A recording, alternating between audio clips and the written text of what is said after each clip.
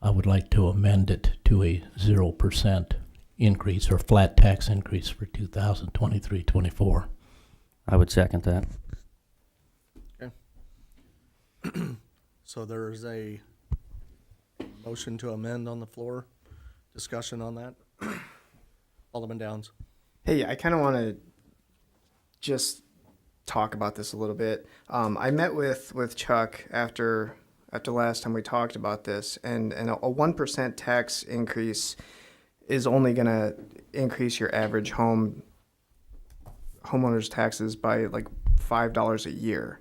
And this would, Chuck had mentioned that we're falling behind on the firemen and police pension funds, and I don't want to be a council that just kind of continually kicks issues down the road. So I'm in favor of this tax of the 1%. Alderman Hopeful and Alderman Parrott. This has a domino effect. If we increase it 1%, Parks and Rec will increase it, county will increase it, school boards will increase it, so it's not a $5 impact. Take it to more like $50 to $75 impact. It keeps growing. Even when we lowered taxes back in 2016, it didn't stop the parks and school boards from raising their taxes. So I would rather keep people living in Lincoln and keeping their taxes flat. I wish we could lower them. I agree I understand what you're saying, Rick, but we don't have any control over what the park district or school district or other taxing bodies do. They're either going to increase their taxes or they won't. They probably will. But the city, we are falling behind on our pension funds, and Show me evidence of that. I'm unaware of it. I'm unaware that any district is keeping up with that. And it's now run by the state anyway, so they're going to assess as they see fit, I assume. This is ridiculous. This is not something we should be raising taxes on. Alderman Parrott. Sorry. I understand the situation, and I would just ask the treasurer, are we behind? It seems to me before the state took over, we are behind, and I'm not saying I'm for a flat or for the 1% quite yet, but I would like to know from those that would vote for a flat, what would be their way going forward to get ahead of or to not go further behind on pensions. Is there something else that we could do to help with that situation? Alderman Zerkamer. First of all, I don't think that amount of money that 1% is going to generate is going to lift that fund up. First of all, I think it equates to, what is it, 9,000? I don't remember the exact figure, but that 19,000. 19 plus. And I believe, as Alderman Hopeful referred to, that's been turned over to the state, and I would hope that they would do some analysis of that as well. And I think going into this year, we have a 40 years high of inflation that all of our citizens are feeling, and utility increases. I don't even if you're saying it's only $5, it's only $5, and then the other entities that Alderman Hopeful referred to are also going to want their $5, $10, $20. I think that our citizens and our constituents are struggling today to make ends meet. And until the inflationary pressures are relieved, I'm in support of a flat tax. Mr. Treasurer. Thank you, Mayor. Just to address the question asked by Alderman Parrott and also referred to by Alderman Hopeful, we're under 50% of where we should be on both those pension funds, and I'd have to go back to get you the exact number, but it's in the 40-some% funded based on the actuarial statements that we file with the Department of Insurance, and you can go on their website, find it. Also, I would point out, Alderman Hopeful said that he was unaware of all this, or he wanted me to show it to him. I do an annual report, generally in early June of the year for the preceding year, ending April 30th, and if you will refer to that report, that information is contained therein. As far as the domino effect of it, I don't, you can't have it both ways. You say, well, if we do it, the park district's going to do it, and the schools are going to do it. And then you say, well, you know, they're going to do whatever they're going to do, and we don't have any control over it. So it's either one way or the other. I don't think this is going to have any domino effect, and I think they are going to do whatever they're going to do. The $5 was a number I kicked around with Alderman Downs. It may not even be that much because there's always a missing piece at this point in the year when we do calculations on this, and that is we don't know what the EAV or equalized assessed valuation for all the property within the city is going to be. Somebody builds a new house and it's worth $200,000. You've added that property to the taxable property within the city. Somebody else's house goes down in value or is torn down or burns down or something else happens to it that reduces the value of that parcel. So what we're asking for is an amount. We're not asking for a tax rate. We're asking for an amount. If there's more taxable property on the tax rolls, many of the properties that have the same value they had the year before aren't going to see an increase. In fact, may see a corresponding decrease because of that. So it's difficult to project, but I can tell you that with a 1% increase, you're not going to see a very significant increase generated by that. Also, I think Alderman Parrott asked a question about if there was any other way to address this, or somebody did. It was you, wasn't it? It was Alderman Parrott. Yes, it was. Thank you. The only other way we can address this is strictly taking a general fund transfer, which we already do each year, and I think we have for the last 5 years. We've specified a specific amount to be transferred from the general fund to the fireman's pension fund and the police pension fund. And what we do is we wait until balance is low in the checking account. The property tax receipts have been depleted for the purpose of paying out pensions, and I sit down with City Clerk Bateman and we calculate how much we're going to need, and we transfer the money in based on the amount that you authorize when you authorize the pension and when you authorize the budget and the appropriation. Alderman Hopeful and then Ms. Rolfs. So you do this in June, and I must be honest, I don't remember what those figures were, but we were 50% behind. So More than 50. more or less in dollars and cents, how far back are we? Oh, probably about 300,000 on each. So this tax increase is basically a BB in a bucket. Well, you have to start somewhere, and I'm know, not convinced. I know. Alderwoman Rolfs. My basic question was to the city treasurer also, if we continue to fall behind, what is the ultimate result? That's, if I may, Alderman Rolfs, that's an excellent question. We don't know exactly what it will be, but I can tell you what the state does with the IMRF. And the IMRF's the best funded pension system of all the ones that are operated on a statewide level. The IMRF, they calculate, they do actuarial valuation, and they go to each city or each county, each city, township, whoever pays other taxing districts that pay into it, and they say, you're going to pay this percent of your payroll each month. And that's what we do. We fund, you have the dues that the employees pay, and then the city has to pay 10% or 5% or whatever it is. Right now, it's at a lower point than it's been for a while.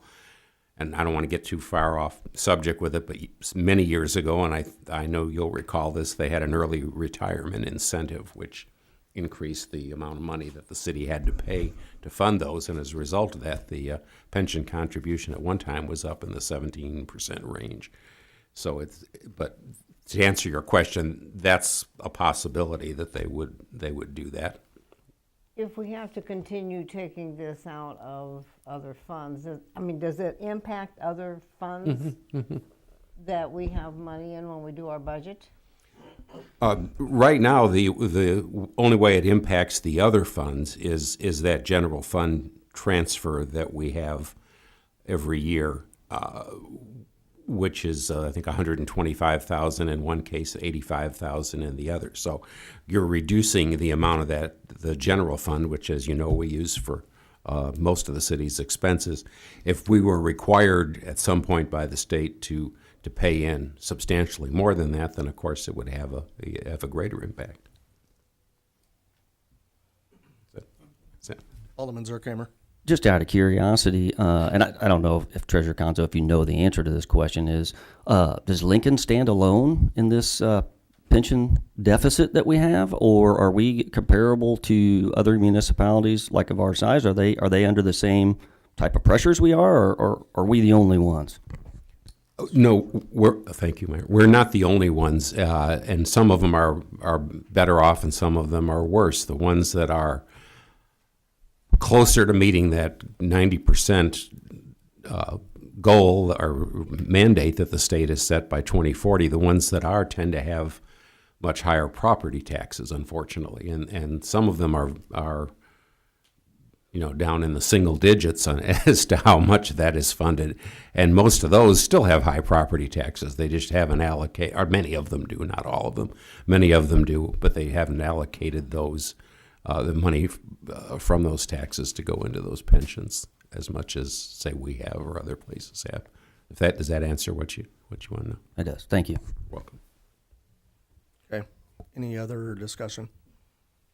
So we have an amendment on the floor that was made by Alderman Hofel and second by Alderman Zerkamer. And the amendment is to change the tax levy from 1% to 0% and keep it flat. Roll call. Alderman, yeah, Mr. Treasurer. Thank you, Mayor. The bond levy would be, as I noted, it'd be reduced from what we had originally proposed, but it would be, it was previously higher, or lower. It was $177,480, or will be $177,480. It was a little bit less than that previously, so that we don't have any control over that. So I'm assuming that this motion would be to reduce, because that is determined by the time the bond is issued. So this would be to keep the rest of it flat, exclusive of the bond levy. Yeah, coming into the meeting, if I recall correctly, the tax levy was proposed at 1%. And then Alderman Hofel's amended motion was to change that from 1% to 0. Right, but the bond levy would, because that's automatic, and we can't do much about it, would go from 177,480 to 179,024. As a result of keeping it flat? Yeah, because you can't regulate that. That's determined at the time you issue the bonds. When you voted to issue the bonds, you voted to accept that levy. The other things can all be kept flat. But here, we're talking about, $1,500 that would be, yeah, and that's going to vary. That's going to vary from year to year anyway. Okay. It's fixed for 3 years. Do I need to amend my amended motion? Just withdraw. Alderman Zerkamer would have to withdraw his second, and you would have to withdraw your motion. And then I withdraw my second. Then you have to withdraw your. I withdraw my motion and would like to file an amended motion to flat tax for 23-24 with consideration for the bond issue, which would be roughly $1,500. Correct? Yeah, or just say exclusion of the bond issue. Does that satisfy your? Yeah, I just exclude the bond issue from the Second. flat tax. Okay. So Alderman Hopeful made the motion, Alderman Zerkamer second. Any other discussion? Roll call on the amended motion, please. Mr. Zerkamer? Yes. Mr. Jones? Yes. Mr. Parrott? No. Mr. Downs? No. Mrs. Roffs? No. Mr. Hopeful? Yes. Mrs. Horn? Yes. Mr. Bateman? Yes.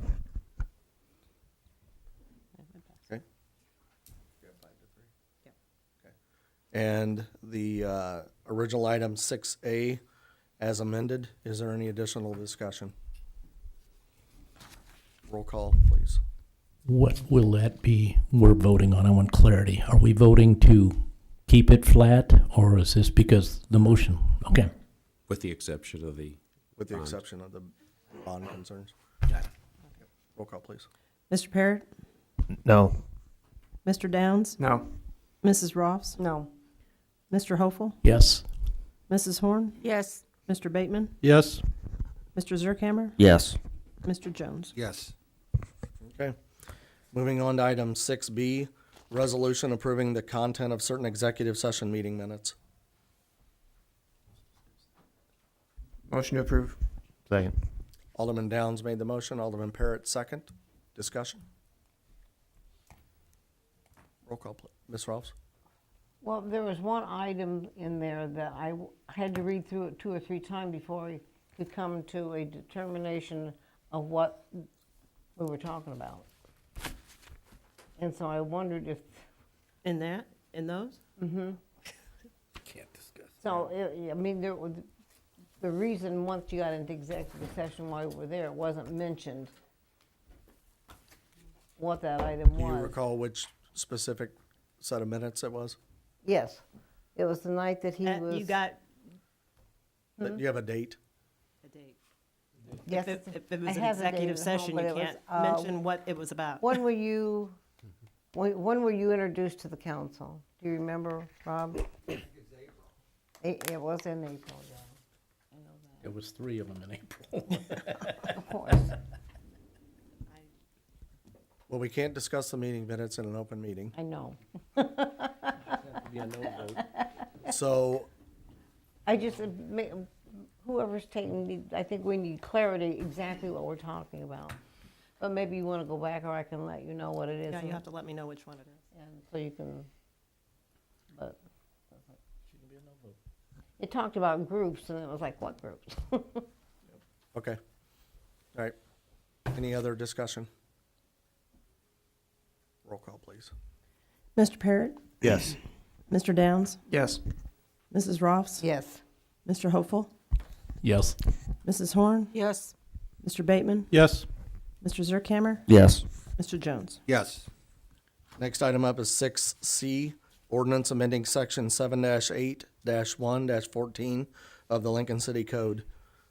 This is the 10% discount. So moved. Second. Alderman Bateman made the motion, Alderman Hopel second. Discussion? Alderman Bateman?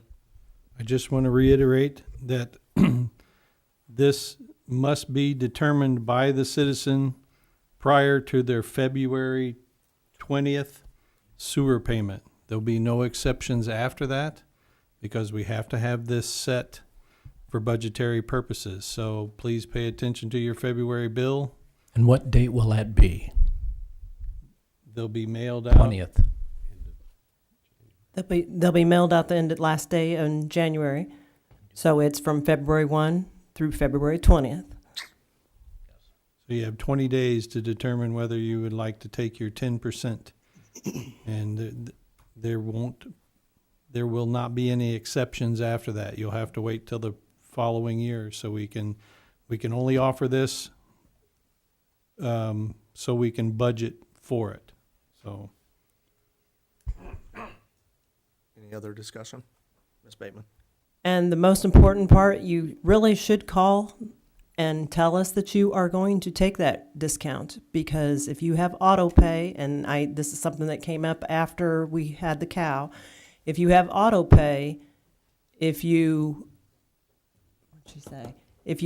depends on how you if you go in and change your dollar amount, it's okay. But if you stop your auto pay and you just make a one-time payment, you're going to get charged that 4%. So really, you're not gaining much at that point. So be cautious. So that is another reason why they should call and let us know. Okay. Any other discussion? Alderman Bateman? is our plan to put flyers in Yes. the January bills? What Well, color the will one- they be? I think they're gold color. They're going to go out this month and next month. Okay, so that if a person opens their bill, there will be a gold flyer in there explaining this.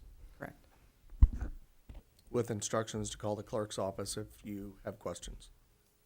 Alderman Parrott? So if you currently have auto pay and you're going to do this, you're just going to pay the city the one time and you're done with your auto pay. For the year, The but year. but you'll need to go in and just change your dollar amount for that one payment, because if you stop your auto pay and you just do a one-time payment, you're going to get charged that 4%, because you don't get charged that percent if you do auto pay.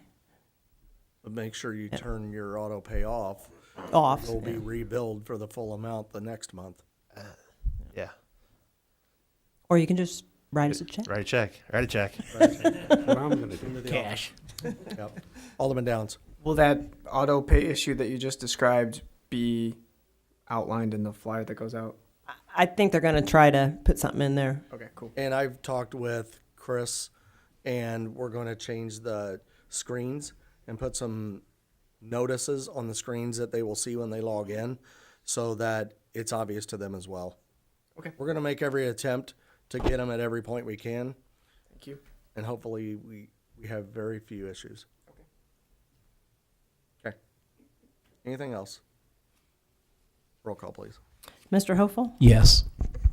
Mrs. Horn? Yes. Mr. Bateman? Yes. Mr. Zerkhammer? Yes. Mr. Jones? Yes. Mr. Parrott? Yes. Mr. Downs? Yes. Mrs. Ross? Yes.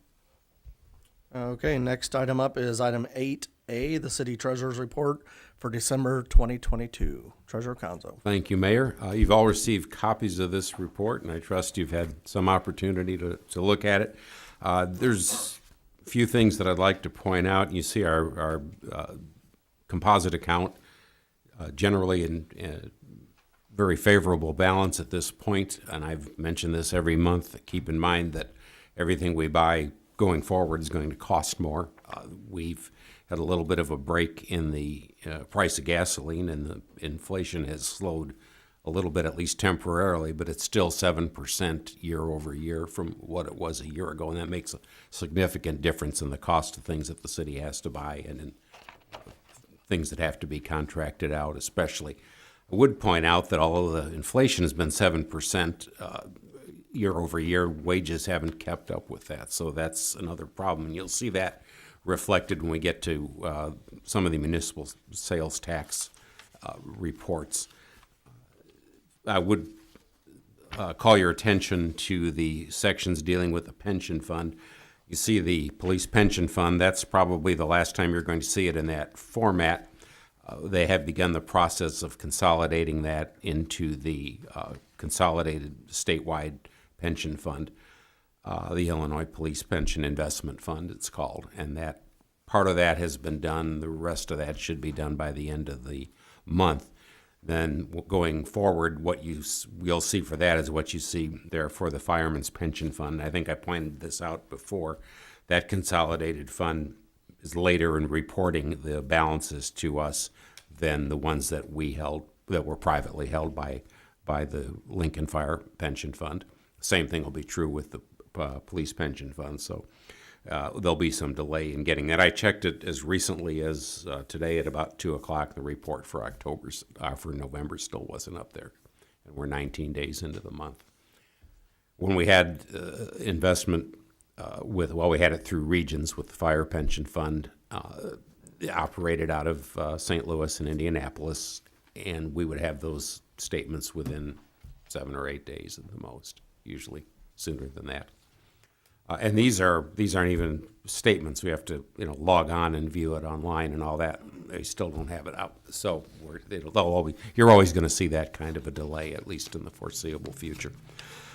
I would point out some of the tax receipts that I referred to earlier. The sales tax, you see it's very close to what it was a month ago in both the municipal sales tax, use tax, and the non-home rule tax. It's just a few $100 difference.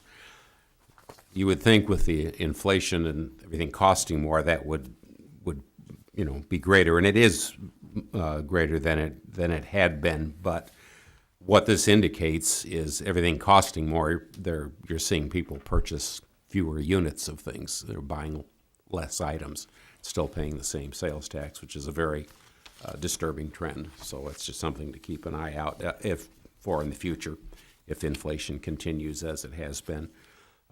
State income tax, again, based on wages. If the wages are higher, and they are somewhat higher than they were, the income tax receipts are higher. Motor fuel tax almost identical to where it was a year ago.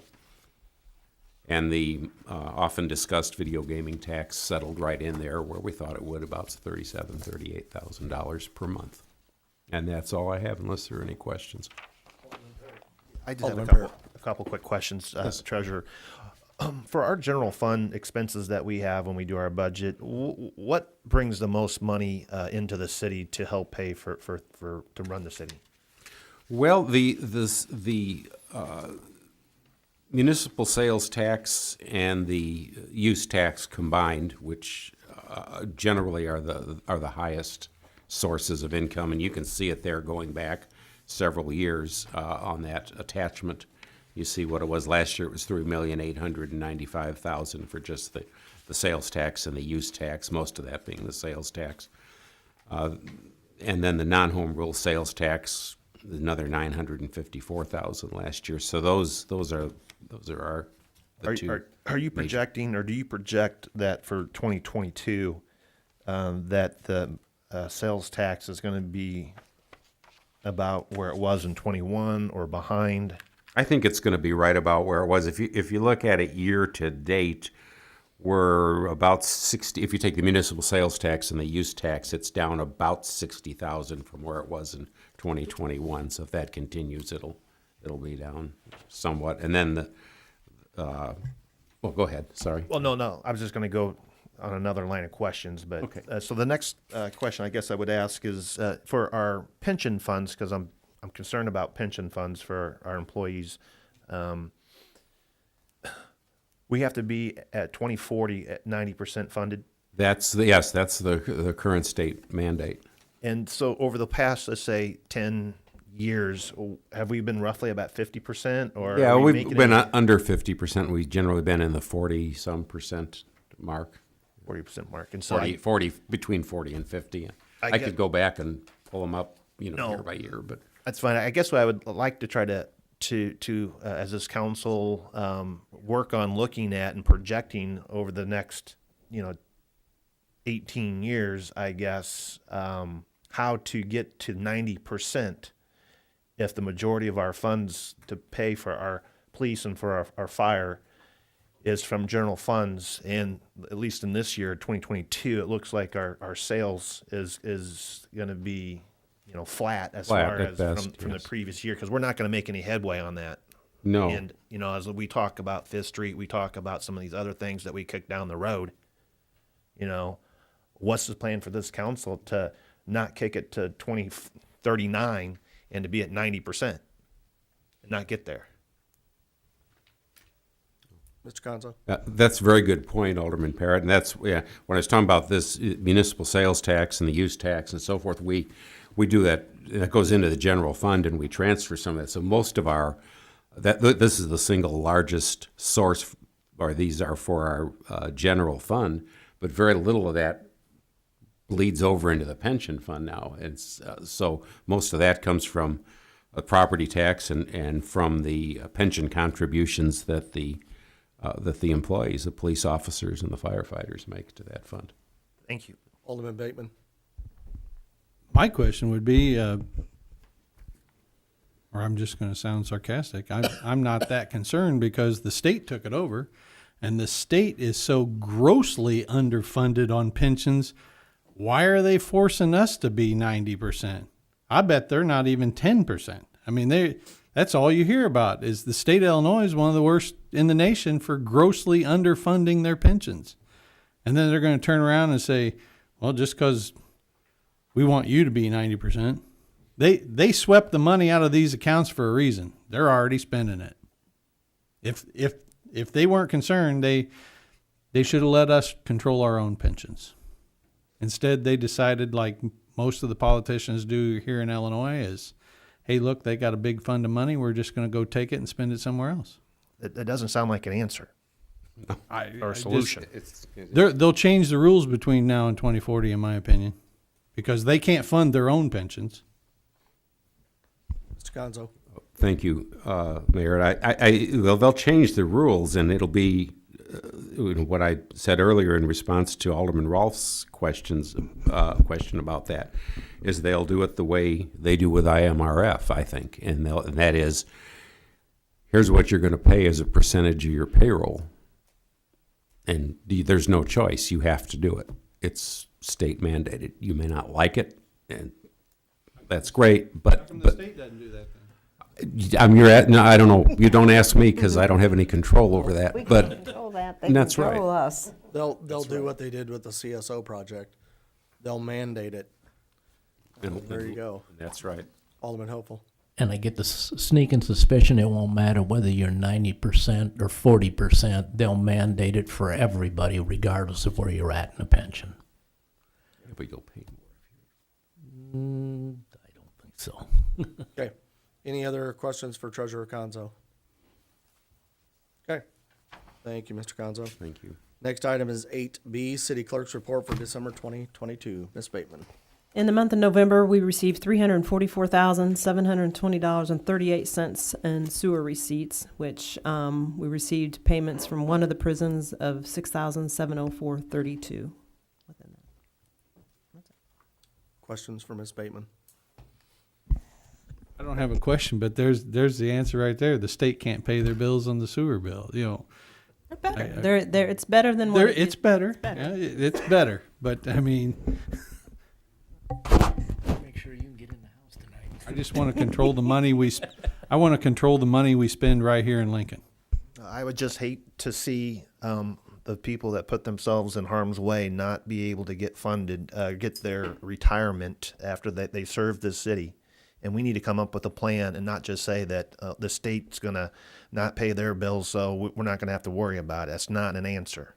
Exactly. At the end of the day, we haven't shorted anybody yet. They're all getting their pensions. Okay. Mr. Conzo. They are getting their pensions, but that approach, Alderman Hopeful, is like the guy that jumps off a 20-story building and he goes past the third floor and he says everything's fine so far. And I, That one before. do I got to pay for this entertainment or is this free? no, it's free. And on that note,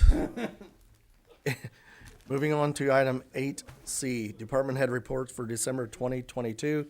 The Department Head Reports are either on file on the city website or they will be shortly. Okay, moving on to item number 9A, approval of contractor's payment application number 22 for CSO improvements through December 9, 2022 from Plucker Construction Co. in an amount not to exceed $74,383.39. Motion to approve. Second. Alderman Bateman made the motion. Alderman Downs second. Discussion? Roll call, please. Mr. Downs? Yes. Mrs. Ross? Yes. Mr. Hopeful? Yes.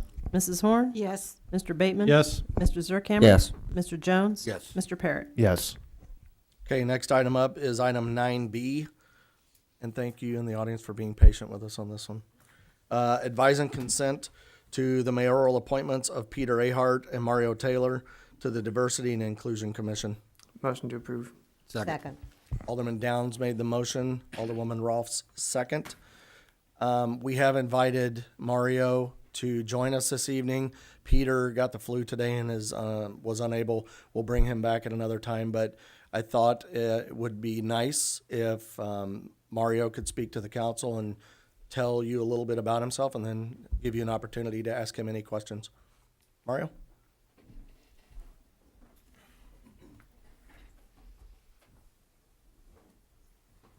Hello. I'm going to say thank you. My name is Mario Taylor, better yet known as Mario Cannon, of course. But I want to thank you guys for giving me the opportunity to be here and to be a part of this commission. So I'm a small business owner here in Lincoln. I own Gym Anytime Fitness here, and also recently opened a shoe store and purchased some commercial real estate downtown, which I'm hoping to continue to improve and add to the community. So. Council have any questions for Mr. Taylor? Mr. Bateman? I've known Mario for quite a few years. I commend him for wanting to do this. I commend him even more for investing into the community. He has taken several buildings that need some love and care in this town and improving them. And those kind of people need to be commended as much as we can in this town, and welcome him to this commission. Thank you. Ms. Bauer, who is serving as the chair right now for Diversity and Inclusion, her and I met with Mario last week on Friday, and we had a conversation, really good conversation. Most people in town know who Mario is. We talked about that. He's very vested in the community, and he's very connected to the groups that diversity and inclusion is trying to connect with. And I think his professionalism and the way he presents himself will prove to be a valuable asset to the Diversity and Inclusion Commission, which is the reason why he was asked to be a member of it. And I'm glad to have him if the council approves. Oh, yes. Fully supported. Anything else? Okay, Mario. Thank you for coming and speaking with us this evening. I know you had to sit through a typical government work. It's educational, and I appreciate all of you. I learned a lot sitting over there about taxes and stuff. So Things you don't want to do going forward, right? Hey, the good news is we just voted to leave your property taxes flat from the city of Lincoln. well, thank you. City taxes. Ms. Bauer, did you have anything you wanted to add? No, I'll just let Peter come up and introduce himself when he's feeling better. Okay, So he has an opportunity to meet with Perfect. everyone as well, and then the commission will address the council first part of the year as a commission. okay, sounds good. All right, Thank you, Mario. thanks, Mario. Thank you. Thank you. Okay, any other discussion on this item? Roll call, please. Mrs. Ross? Yes. Mr. Hofel? Yes. Mrs. Horn? Yes. Mr. Bateman? Yes. Mr. Zerkammer? Yes. Mr. Jones? Yes. Mr. Parrott? Yes. Mr. Downs? Yes. Congratulations. Thought they were gonna leave before they got the vote. I will see you next month.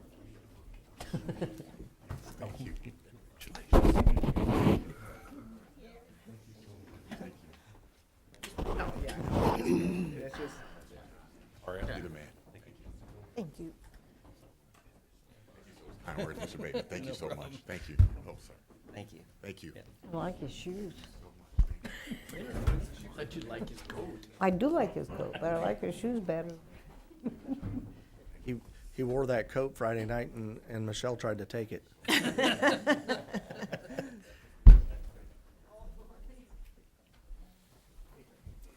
Thanks, Mario, and welcome.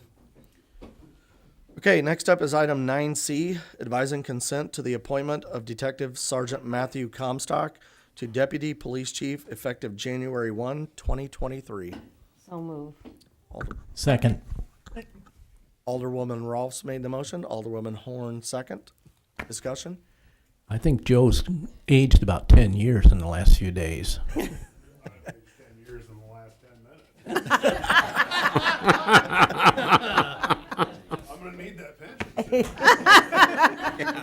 I just want you to remember Chuck's statement so that you can use that later in life. That was a good one. I tried to explain to him I wasn't worried for the first 19 floors. Just retire before 2040. Chief, did you have anything to add to this item? No, I think I tried to cover it as good as I could in the letter that I put together for you guys. Again, like I did last week, I'd open it up to any questions if you have any. That's all I have for you. Okay. All right, if there's no other, Alderwoman Horn? Okay, roll call, please, then. Mrs. Horn? Yes. Mr. Bateman? Yes. Mr. Zerkammer? Yes. Mr. Jones? Yes. Mr. Parrott? Yes. Mr. Downs? Yes. Mrs. Ross? Yes. Mr. Hofel? Yes. Okay, next up is item 9D, approval of the replacement of RAS pumps number 3 and number 4 for the sewer system in an amount not to exceed $51,964. Motion to approve. Second. Goodness sakes. Alderman Zerkammer made the motion, Alderman Bateman, go ahead. Bateman, second. Discussion? Mr. Bounds, anything to add to this item? Okay, roll call. Oh, Alderman Parrott. How's pump 1 and 2? Brand new? Those are slated to be replaced as well. They're in a little better condition than 3 and 4 right now. 3's not operational, and 4 might as well be considered there. Okay. Alderman Downs. How old were those pumps again? 3 and 4, The ones we're replacing. So one of those has been replaced within the previous 5 years, and one of them is about 22 years old. Okay. Any other discussion? Roll call, please. Mr. Bateman? Yes. Mr. Zerkhammer? Yes. Mr. Jones? Yes. Mr. Parrott? Yes. Mr. Downs? Yes. Mrs. Ross? Yes. Mr. Hopeful? Yes. Mrs. Horn? Yes. Okay, I know we were all excited and thought we were gonna make it to the end of the agenda, but I've got an item that I'd like to add, not for vote, because we cannot vote on these items, but for discussion purposes. And it's time critical, which is why we're doing it tonight. And so this is the, item regarding St. Clair's Manor. And with that, I will let Alderman Downs, kick us off on that discussion, and then we'll go from there. All right, thank you. Hey, while I'm talking, if I could get Joe and Kim, if you want to come up here, you can kind of keep me honest while I'm reviewing all the things that we talked about. Okay, so a brief time ago, Mr. Shaler came forward to the council and proposed an idea of a mental health facility here in Lincoln, Illinois, at the old St. Clair's Manor building. The agencies who are going to operate that facility, they're just known as the Coalition so far, and they consist of four different agencies that would be operating out of the building. Those are the Salvation Army, SIU School of Medicine, Unity Point Healthcare, and the Central Illinois Veterans Commission. They would all work together to work on a multifaceted mental health approach. They're going to work offer substance abuse counseling, general mental health such as depression and counseling and non-addictive mental health care. There's a living room option proposed, which is like a cooling off period where people can go receive crisis care. There's another type of crisis care being offered there. And all of these facilities would operate out of offices on the ground floor. The top of St. Clair's Manor, there's living areas, and these agencies would also house a number of individuals. Each agency would kind of have, X amount of beds to fill on the top. The veterans would offer like a transitional housing for at-risk veterans. The Salvation Army would offer emergency housing. Is that correct? I don't want to speak for you guys too much. If I'm saying anything wrong, feel free to jump in. But there would be housing, emergency housing, on the top of St. Clair's Manor. I believe there's a maximum of 40 beds. They wouldn't all be filled at any one time, but the numbers would fluctuate as people kind of come and go. But what they came to the city for, they're working on a 501c3, and they kind of have to get on their feet. So they asked the city for assistance, and they would like the city to take ownership of that building, which would be at no cost to the city. But we would have to pay for, where did it go here? The utilities and insurance for at least the first year while they get on their feet. So there would be some cost to the city. The utility bills the Ameren bill is around $2,500 a month. So times that by 12, and then plus your insurance, you're looking at approximately $70,000 per year. Plus, you'd have to factor in any maintenance issues. We talked about this a couple weeks ago. I asked any of the aldermen to email me any questions that you guys had, and I got some questions. We met with Joe about a week ago, and Joe gave me some answers. I should have emailed this to you guys, but I can just read them off here now. Alderman number 1 asked how old the roof was and how old the heating and cooling system was. Joe responded that a third of the roof was resurfaced in 2017 and one rooftop AC unit was replaced. They just had an inspection on the 15th, and that resulted in, well, the inspection had a couple issues with it. One of the furnaces was not working, and they needed $13,500 to repair those, which the city would not be responsible for that.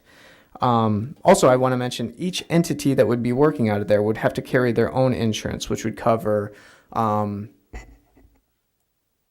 not physical, not building maintenance related insurance, but issues like bed bugs, because there's people living upstairs, workers' comp insurance, things like that. So they would have their own insurance policies as well. The city would likely provide lawn care. Alderman number 2 asked what all would the city be responsible for? Damages to property, lawn care, who would be responsible for paying for insurance? Joe responded that the city would provide insurance and pay utilities and likely lawn care. Alderman 3 asked, is the college aware of anything that does not work? Was there a building inspection done recently? Yes, it was just done on the 15th. One of the 3 furnaces, not the originals, needs repaired. Waiting on a quote from the HVAC company. A water leak, 2 water heaters, and several toilet seats need replaced. The estimate was $13,500. All inspections to the elevator, fire systems, etc. are current for 2022. The city would have to pay for an elevator inspection because they're done annually for 2023. I don't know how much that costs. Another question was, is the building empty or is there items that the city would need to dispose of inside? Nothing needs to be done with the contents inside the building. Another question was, if the city is to pay for utilities while the coalition is getting on their feet, how can we ensure the utilities are not being wasted, such as windows being open while the heat is blasting, etc.? There was a new transformer installed this year. The building has been in a semi-shutdown mode and utility costs are known.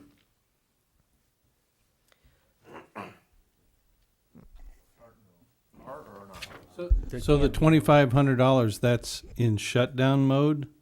Semi-shutdown mode. Semi-shutdown mode. So the utility bills are gonna go nothing but higher. Because right now it's in semi-shutdown mode, and once they move in, it's gonna be turned. And they're on Ameren, so triple them. That's the sad part. You can't, I don't know if you can get into Constellation or not. Sam, did you have more information? Yeah, I got a bunch more information. Okay. Okay. The list of the agencies that would be using the building and paying rent are the Salvation Army, SIU, Unity Point, and the Veterans Assistance Commission.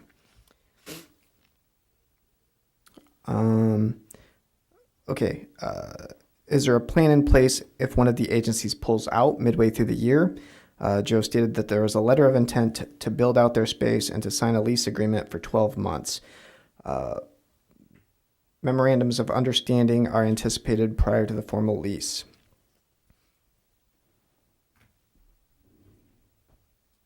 Okay. Does anyone else have any questions right now? Yes, sir. Alderman Hopeful. I take it you 3 will be inhabitants of this building. Potential professional inhabitants of this building. Potential inhabitants. So, Tenants. like tenants, let's just say. So you will just move into one of those spaces? Will you have to put offices in there? Will you have to modify the building? Some things we would have to modify. We have most of the offices we might have to move around, and like building a wall to create more confidentiality for clients Right. coming in. And then depending on what kind of housing we have, like the populations, we may have just to make sure that everything is running properly. Yeah. But the biggest thing is we do have, I'm applying for grants almost, it seems like year round, but we are trying to find, funding obviously in any shape or form. Hey, Rachel, I don't mean to interrupt you, but is that microphone on? Has it got a green light? Now it does. Okay, thank you. We want to capture everything You you're were saying. soft-spoken there for a while. Proceed, please. So is that, I have the same question for this young lady too. This is Kim Turner. Kim Turner. Hi, Kim Turner. Hello. Yep, you're good. Okay. We can hear you. No, I will not be an inhabitant. I work for the county. I'm on this coalition, and Okay. I've been working with these different agencies since we started talking about this project. Okay. I think this is a great idea, but I have some concerns. And the biggest concern is mold and asbestos. The second that someone touches those walls, opens them up, the city becomes responsible for remediation of any and all. And from what I understand, it's in excess of $3 million was a rough estimate. We can't handle that. It made me wonder why, after St. Clair's was handed to the college, that the college never did anything with it, and obviously they became aware. So, for me right now, like I say, I would like to figure out a way to do this, because I think it'd be a great use of the building. It would be great to have your businesses there, but I can't support it as it stands. Alderman Zerkamer. Yeah, I have the same concerns as well as that with the asbestos. And some of the veteran council members could maybe speak a little more on this that have maybe dealt with some abatement of asbestos in different buildings that the city has owned. Also, I don't know if the city attorney could speak on possibly if we were the owners of the building and modifications were wanting to be done by the tenants, who would be the liable person or responsible person for doing that? Ultimately, the owner will be responsible. Okay, that's a big concern of mine just because of the expense of that. And I'm with Alderman Holt, a great idea, and I would love to make this work. I'm just not sure if that location is going to work. Alderman Zerkamer, do you have a question regarding asbestos that maybe Mr. Woodhull can answer for you? Do we know what if there's asbestos in that building, or what the extent of that would be?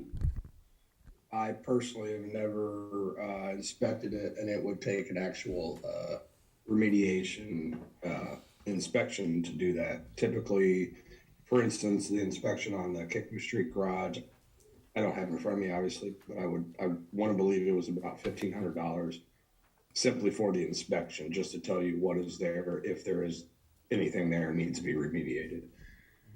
So 30. to remove it. So is that something we would like to pursue to see what this? I mean, because we're just assuming that there's asbestos there, right? Would we want to do that?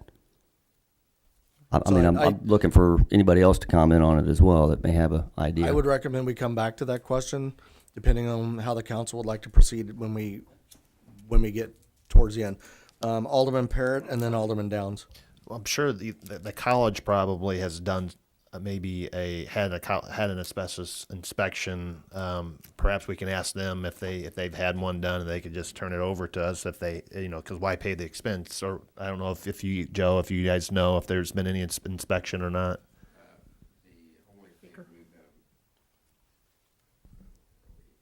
All right. The only thing we're 1 second, Mr. Woodhull.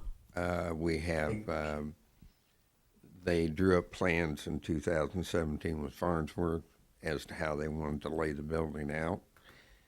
For COVID, when that became an overflow, there was some work done in there, some painting was done, some changes to one of the floors, but there was work done because they were right on the cusp of preparing the rooms to move the students in. And then COVID hit, and then it switched over to become an overflow. And but after that, they went out and did some painting in the dining area and had one of their soirees there, I recall. So I don't know if they did an inspection or not. We can certainly ask tomorrow if it was done. But anyway, that's all I have on that. Then just as a follow-up then to, I think you mentioned this was time sensitive. I'm just kind of curious as to time sensitive for your guys' group, time sensitive for the college, Salvation Army. for Salvation Army. They're applying for a grant to help pay some of these expenses. And it is due 12/30 at 5 o'clock. And it needs to show who is going to be the tentative owner, which will not be the Salvation Army. And what was that amount for the grant?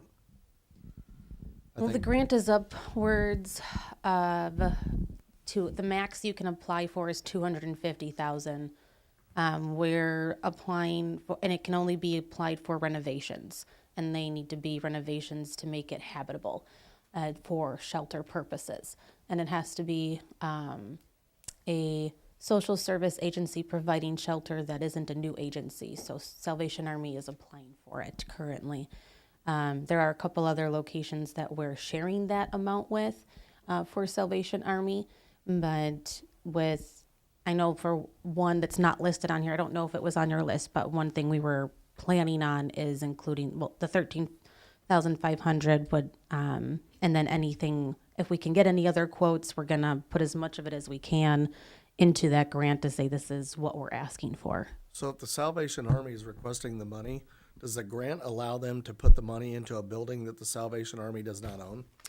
If we are leasing it, the building, so we would basically be leasing or tenants of the city. So we'd be, and part of the grant asks for we have to have a lease agreement signed by the city, and then we have to have, everything in terms, who's going to pay for what, who's going to be liable for everything. And then also there's a clause that says that the landlord, the city, is okay with us applying for a grant for renovations to the building. Alderman Downs. Well, you guys just kind of said what I was going to say. We were talking about renovation costs, and I was just going to chime in and say I was under the understanding that the Salvation Army was going to apply for this grant that would cover the renovation costs, specifically for the renovations, and that it was due on the 30th. That's why this whole thing was time sensitive. But since we're also talking about money, there was something else that I failed to mention when I first talked. There's a couple other similar projects going on in central Illinois, and those like in Springfield, other areas, and they're using ARPA money to pay for these. So I don't know how they made that work, but that's what they're that's what I understand that they're using. So I just wanted to throw that out there. If this is eligible for ARPA funds, that makes it so much better. And I know that we're talking about cost and money, but I feel like we're getting so much for this. We are in such need for mental health services, local mental health services to help Lincoln citizens. I feel like this is an opportunity that we can't pass up. So can you make a note to reach out to Ms. Metelko with the question regarding ARPA? She's our resident expert on ARPA funds. Okay, we got a backlog here. Hold on. Mr. Woodhull, did you still have something you needed to share?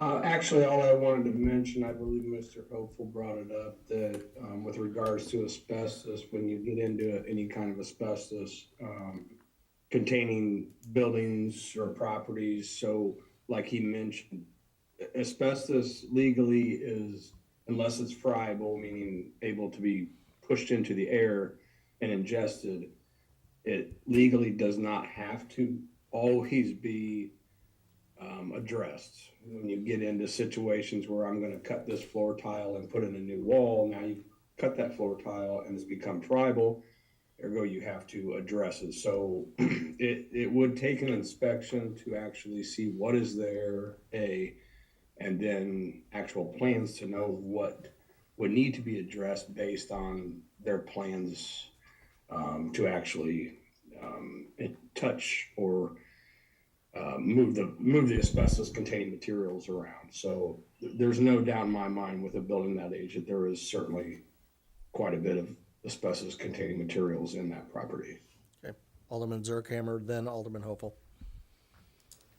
Well, and if this is by 12, I mean, this is what, 12/19?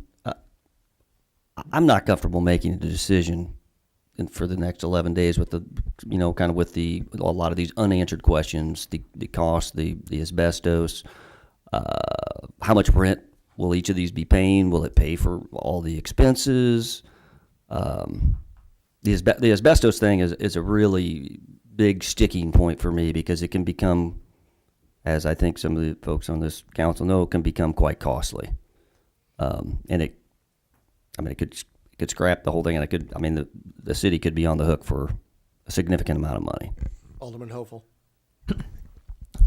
I'm willing to see if the mayor, the council, would have a special meeting, like on the 29th, if we could get certain things put together. And it sounds like if you reached out to Farnsworth through the college, they may be able to give you the information. They may have already done an asbestos assessment when they did the engineering work on that. They may have the answer. It could be good, it could be bad, at least we know. And if we can get that information, and they should be able to fax it, email, whatever, to let us know, I would be willing to meet on the Thursday, the 29th, if that still gives you enough time for your filing of your grant, to try to get an answer for you. And we would probably have to have a special meeting at least 48 hours before that, so it could be voted on, but I'm willing to do it. I think would be I think it has great possibilities. It's just we've run into so many of these problems before, and it's not one we can tackle if it does have asbestos issues on it. Alderwoman Rolfs. I was in the meeting when we met last week, and my understanding, which I can't remember, Joe, you can clarify any of this information for me, but there was some contingencies that could be built into that. So, excuse me, we have the 30th as a deadline. The grant has to be done, and the grant can or cannot be accepted without the city's signature on this.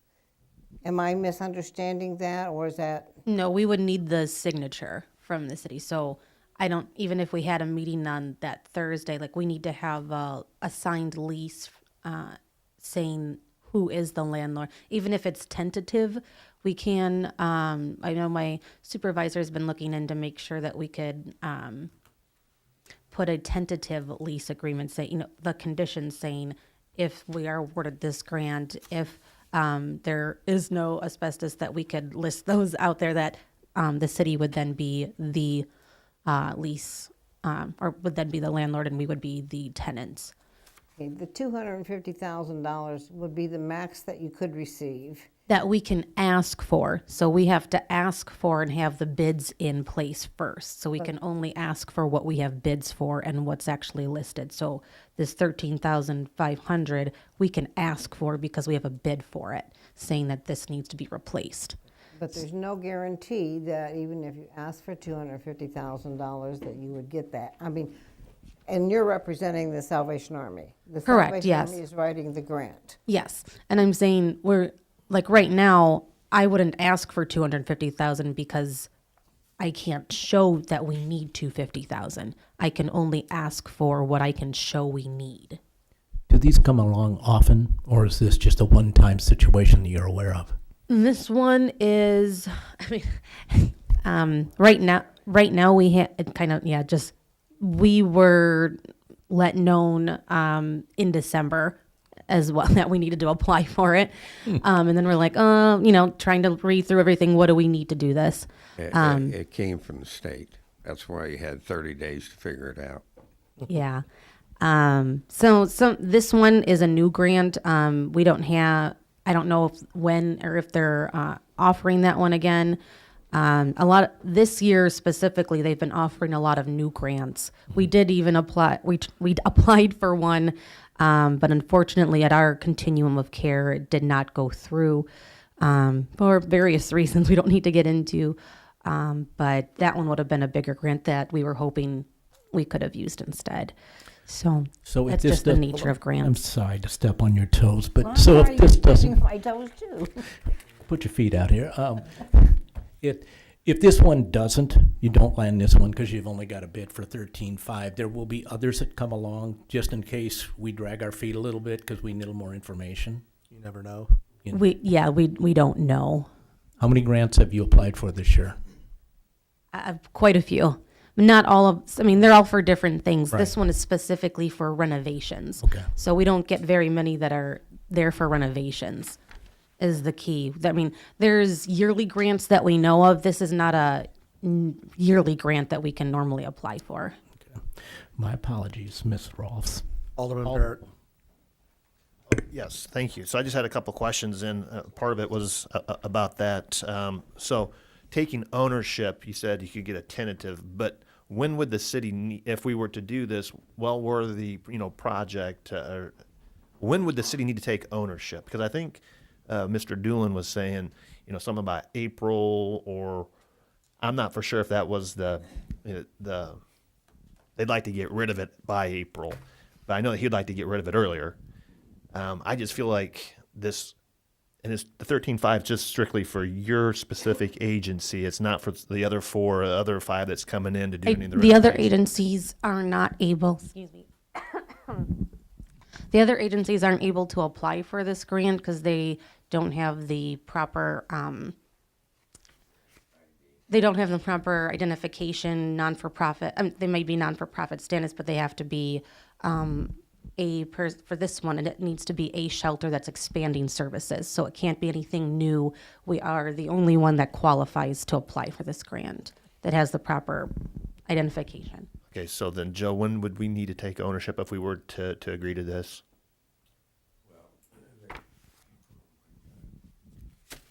There hopefully would hear back on this in March or April. Patrick Doolin knows that.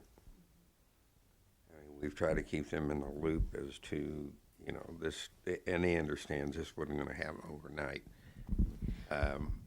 We've been talking about this for 9 months, so we're trying to kind of get down to the nitty-gritty of it at this point. So I think when you get into April, they're going to want to get rid of it one way or the other, so they could put it up for sale at that point. So that, I'm just using that as what we were told. And then since our last meeting, I've been thinking about this, and I know that I think Mr. Downs, Alderman Downs was mentioning, that this residents of Lincoln needs this. And I think he said 40 beds. How many individuals is anticipated from Lincoln perhaps using this type of facility versus just other individuals around the state, that would come in and use it? Because the city and the residents are going to be picking up quite a bit of a, pay, for the utilities, any upkeep and that type of stuff. We could be, out $200,000 or not out, but invested into this type of project. How many Lincoln residents would use a facility like this versus non-residents, from the city?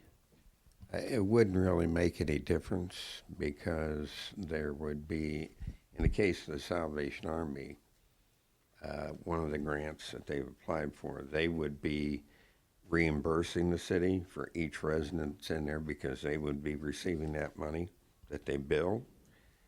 The other organizations would be doing the same thing, either billing private insurance or the VA, which then goes back to the city to pay the rent and utilities. So once, in my opinion, we have 2 or 3 organizations that are the anchors, if you will, that's when I foresee that we would set up the 501c3 to take ownership from the city and be able to sustain it. Hopefully that would be in the first year. If I had my way, it'd be in the first year. But all of them have, because they're all nonprofits, their biggest chore is consistently writing grants, looking for money. And the state has been a little more generous with these grants, I think, right? Yeah, they've been a little more generous this year, but also with that, if we don't spend those dollars, then they're not going to award us those dollars anymore. Ms. Ross, did you? Should the city determine that at this point, we don't have enough information, we don't know what any contingency plans are, how can you move forward with a project, or can you move forward with a project like this in some other way? Do you have alternatives? Well, currently we're sitting on an emergency transitional housing grant, and they just awarded us more dollars because they said, "Could you spend the dollars?" And I said, "Yes, I can spend them." I don't know, but that grant is specifically what Kim was talking about. We have the dollars in our budget now, and we're actually struggling to work with the hotels in town because we've got clients that will smoke in their hotel room, even though their signed documents say that they won't. And so some of those reasons make it difficult for hotels. They don't want to continue to have people stay in their hotels, or they don't want them to stay for more than 2 nights, which our program is for 90 days to house somebody who's already employed. We can pay a caseworker with those funds finally, so that's exciting. But because of the winter season, we were awarded more funds, and right now we're struggling to find the place to house that person. We have currently, there is a wait list. We have, I know there were 10 people, but some of those people have been housed, and we've helped some of them. I know right now we have 3 active clients who could use the hotel funds that we're struggling to find a place for them to actually, where can we actually spend the dollars? So this would be a place where we could actually spend those dollars. So, I don't know if I answered your question. well, I think that you did. I think that, it's almost like if we look at the timeline, and we know it's the 30th, and does the city between now and then have enough information to even make a decision that this is what we would want to move forward? Move forward with this. Because I know when we talked on the other day when we had our meeting, it seemed to me that what you were saying is that there is a possibility of, if the city was not able to make a decision to do this, that you might have some alternatives, some other places maybe you could look at. There's so many pieces that are missing, because when you talk about the people in the hotels, that's something the Salvation Army is doing now, because you don't have enough beds in the Salvation Army home, correct? Those funds are, transitional housing dollars can either be used for hotel funds or for shelter stay. We don't have a shelter that we can put people But you in. wanted a shelter, that would be part of what this whole project is. Yes. But I felt like when we were talking that there could be some language drawn up that would not commit the city to doing this Would be unless you contingent. got the grant. Now, am I? Yes, that's correct. Did I interpret that? Right, we use So the I word think maybe contingent. that needs Yeah. to be explained, that if we said, well, we don't know yet, we're gonna wait to see if you got the grant, or our decision will be finalized once you get the grant. Right, that would Yes. be contingent on that, right. Alderman Downs and then Alderman Hopeful. Okay, I just wanted to clarify a couple things, or get more clarification on a couple things. We were talking about the Salvation Army grant earlier. How I understood this was it was a grant from specifically the Salvation Army, but the things that were going to be purchased with that grant was going to kind of benefit everybody, such as the water heaters, the HVAC company, things like that. So the Salvation Army would be the only one paying, but everyone would kind of benefit from it. Also, the living arrangements upstairs, I don't know what percentage of those people living there would be Lincoln people. I'm not saying that they're not. Hopefully they are. But the downstairs area, that living room that was discussed, the group counseling, the just other general mental health services that are provided there, I'm pretty confident that that's going to be overwhelmingly Logan County citizens. Like Logan County doesn't even have a Al-Anon group meeting. Like, we are really lacking in our mental health services, and I feel really strongly that we need to do everything we can to make this work.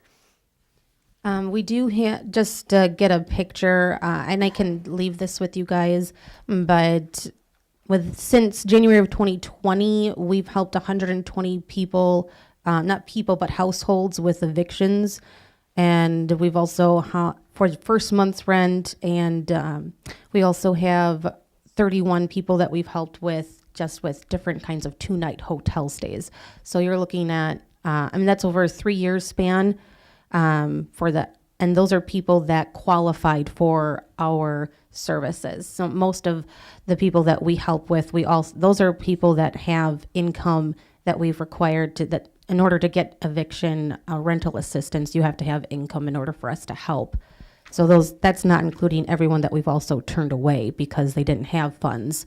That's why we have some people on waiting lists to get assistance. But as far as who we're serving, the grants that I apply for and the different agencies that we've come together with are covering 5 counties. And that's because we, as agencies in rural area, we don't just cover one county. I cover 8. So that includes the rural counties. It's not going to be people from Springfield. We specifically selected the 5 rural counties that we all share. And so that would be, if I'm remembering correctly, I know we have Logan and Mason County as well as DeWitt County were the first that I can remember. And I can't remember the other. Yeah, Menard was one of them. Alderman Hopeful. So what happens if you don't get this $13,500 grant? And we don't get that, we'll still only be able to do the 2-night hotel stay, and we'll still be continuing to look for another place to do the 90-day hotel stay. So I'm looking at as how it impacts your using St. Clair's Manor. And it's going to be, we may lose the building because they may sell it to somebody else come April. The only other place, trying to find a place in Lincoln is really great. Okay, I think we're miscommunicating. Okay. Let's try it again. You guys want to be in there. Yeah. Okay, what happens if you don't get this grant? Will you still want to be in there? Will you be able to afford to be in there? If we don't get this specific grant, I guess there's 2 different things. If we don't get this grant, we won't be able to have the renovations paid for. If we don't have the city take it on for us first, that's also a separate question. Right, so let's pretend the city was going to take this on, but you don't get the grant. What happens to you? Do you still want to be in there, or do you not want to be in? Cannot afford to be in there, I guess is the question. We would still want to be in the building, and we may not be able to do all the renovations that we want to do right away. We would have to wait until another grant comes up. So I guess, and then since we're looking at right now roughly a minimum of $100,000 a year just to have that building, and we've got 4 enterprises that potentially could be in there. That means each of you has to come up with a fund of at least $25,000 without any profit to the city. And I'll be honest, I don't like undertaking these for free because we're representing the city and we're trying to keep our tax dollars low, so I expect things to make money for us if we have to take the risk. So I look at you and say, okay, say it's $30,000. Can the Salvation Army foot that for each year, and for how long? Because if you leave, then we have to split that between 3 people. And if they leave, it's 2 people. And suddenly we have a building that's a detriment. And that's part of the reason we're trying to get more people to come on board, and part of it depends on our agencies, but that's also why we're trying to get a year of everyone being in the building to get one agency, not just all these different little agencies, to then take over the building. And part of that is we expect to start a capital campaign because we have to have funds somewhere, like you said, yearly to have this investment come in. And as far as Salvation Army is concerned, we're hoping, each year we're hoping for more and more funds, but some of our grants are only going to come in, and we can apply for more grants if you are a shelter. We're limited to what we can apply for because we aren't a shelter. And so a lot of it is up in the air and how things go with the community. Okay. If they're going to be receptive to a shelter. As a follow-up, you talked about like having not only the rooms for, we'll say, people that are stopping in, and then people with mental health and other issues, having rooms for them upstairs, maybe even on the main floor. But then you also talked about a community room. Will there be commingling of all of the residents in there, or will they want them to keep a reason to have them separated as far as having a community room or having a central room where they could go down and, say, watch TV or whatever? I mean, has that been discussed? We've discussed quite a bit of things in our meetings. We would need a separate area for the residents, so that way they are confidential, so that anybody coming in the building doesn't know who's staying there. And that way you have to have confidentiality for somebody who's staying there. So there will be a separate area for them to come in. We would hope to get separate locks for each door, so that way as the rooms sit, we wouldn't have to do hopefully too much renovating, because the rooms are already built for a certain amount of people to fit into them. And we would hopefully try and to keep things separate in like a wing, and then the shared community room would be at a different area for different clients. So this could essentially be needing a separate entrance for each tenant. Not for each. Well, not resident tenant. I'm calling residents even though they're temporary. I'm talking like Salvation Army, veterans, the 4 potential tenants you're talking about. Would they all need 4 separate entrances to get in? No, we've talked about that, and we wouldn't need 4 separate entrances. Okay. Each of our agencies have gone into the building to look at what part of the building we'd be able to, and we think we could use the entrances the way they are for the time being. Alderman Bateman. So I just want to clarify, the only thing that's pushing us to make a special voting meeting by the end of the year is a grant for $13,000. 13.5. 13.5. Can I address that? That 13.5 is a plumber. We're waiting for 2 other estimates that'll go into this for HVAC and the roof. We only have one of them back. But I guess what I'm trying to say is, I, like a few of the other aldermen, this is really needed, but the reality is it's $100,000+ a year to the city of Lincoln until you guys can get yourselves established. And the reason I say $100,000+ is I added $1,000 to your $2,500 utility, because they'll need heat and air to be even in there to work, and that's $45,000 right there. So I guess in the big scheme of things, $13,000 doesn't sound like a lot of money to put the gun to our head to make a decision real quick. I'd have a tough time trying to hurry through this, because we haven't mentioned the fact that the college sold off the generator for the building. So right now, if the power goes out, you guys have nothing. There is no backup generator.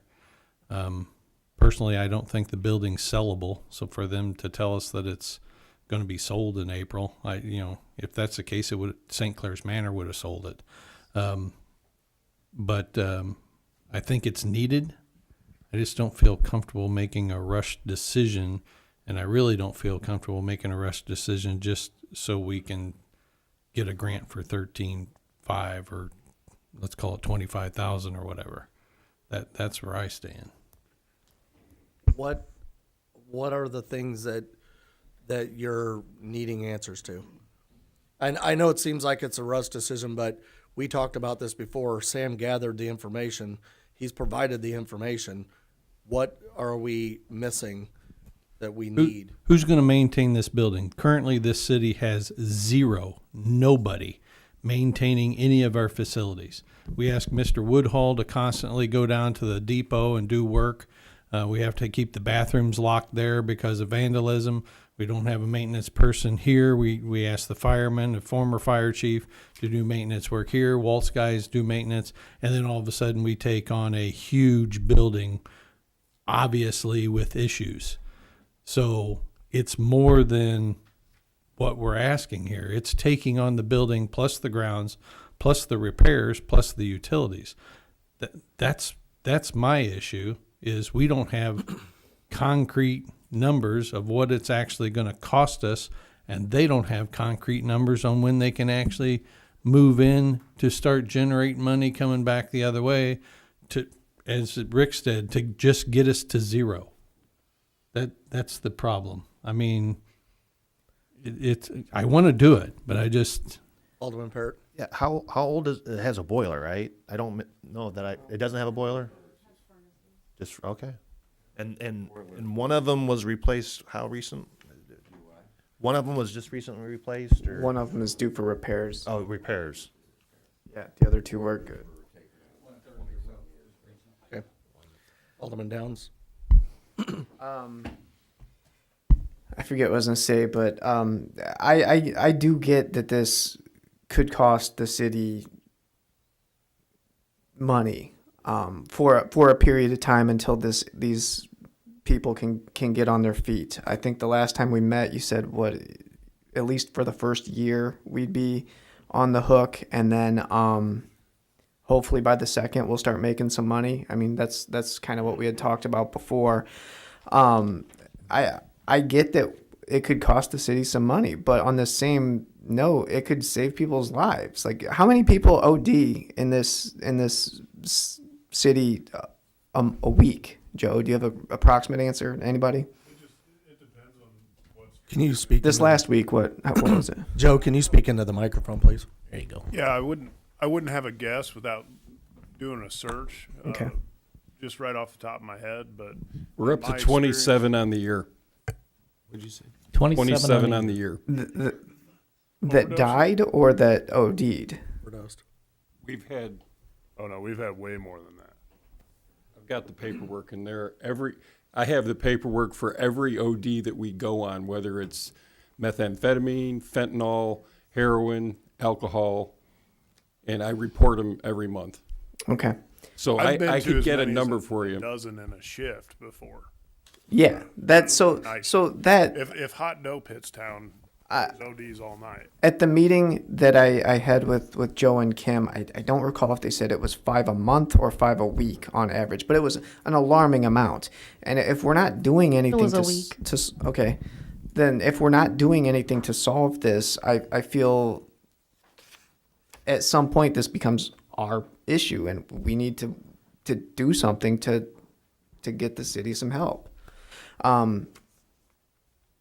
So yeah, I had some other stuff I was going to ask, but I was listening to them and I forgot what I was going to say. So Okay. that was it. Alderman Hopeful. I don't disagree with the OD rate or trying to do something about it. I don't want to see it happen in St. Clair's, though, if we open that up. The other issue that we brought it up before is the asbestos, the mold issues. And Sam, I'd recommend that you get a hold of Doolin, see if he'll give you permission to get a hold of, I can't remember, Farnsworth. See if anyone has done anything as far as asbestos and mold remediation, because that would move it along. Then we just start looking at the risks that you're talking about. Currently, you haven't addressed the bigger risks that could be out there.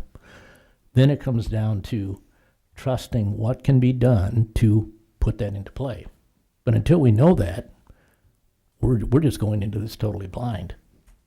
And my concern is that the city, typically when we do things like take blighted properties, we take them under our wing, we do it knowing that it's temporary in nature.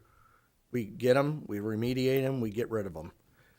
I don't know that we've seen a clear, this is the date that we're done with this on this whole issue. It hasn't really been discussed a lot tonight about how long are we going to hold on to it? What happens if that organization doesn't get on their feet?